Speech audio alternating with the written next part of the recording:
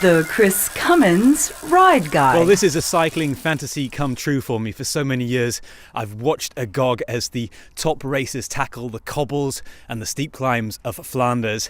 Now I've got to come here to see the racing and try out some of those climbs for myself. And I can tell you, this is a quite literally breathtaking experience. Every spring, when it hosts the cobbled classics, Flanders, the Flemish-speaking region of Belgium, reminds the world why it is the sport of bike racing's spiritual homeland. No other place seems to honour the sport to the same degree as does pedal-passionate Flanders. You'll see groups of riders all over the region, enjoying the twisting narrow roads that meander through the open green landscape.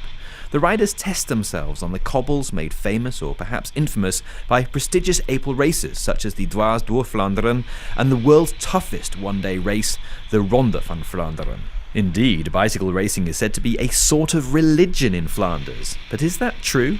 I asked Dieter Jacobs, who runs the cafe and bike shop Pedaleur de Flandre. You grow into it, so you always have somebody in the family who's a cyclist or a cycling lover, and or you become a footballer or you become a cyclist, and certainly this time of year will help people to get into cycling, which is really cool. The homage paid to cyclists here is incredible. There are bike museums, bike cafes like Dieter's, and even bike bars such as this one, the Bar Guido in Gerardsbergen, where Dries Verkloot, my guide and frontman of the Belgian band Rebellines, explains why the locals are so crazy about bike racing. I think it's a bit in our DNA.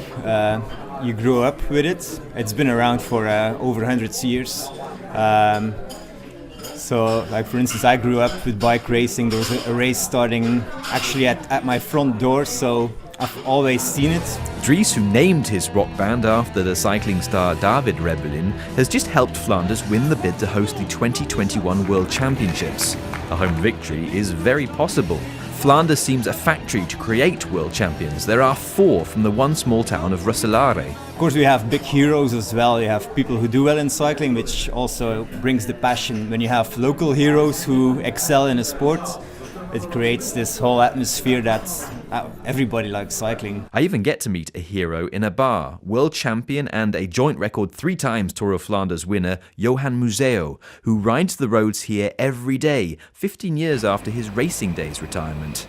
I asked him what you need to win here. You need a big engine, you need volume, otherwise you're not a classic rider, and you have to ride very good on the cobblestones.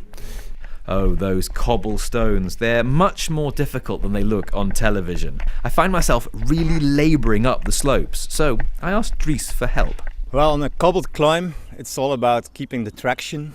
So you want to go up to a high gear, I think, that you can still be able to spin it.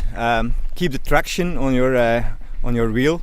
When it gets really tight and uphill, keep also the balance. So if you're too far in the back, your front wheel will come up. If you're too far in the front, you will lose traction in the back. Well, I don't think I'm going to become a cobbles champion, but I did have a lot of fun, and that's why Johan Museo is still riding. You have spectacular views, you have hills, we have cobblestones, we have beautiful roads. That's why I still bike a lot. The Chris Cummins Ride Guide.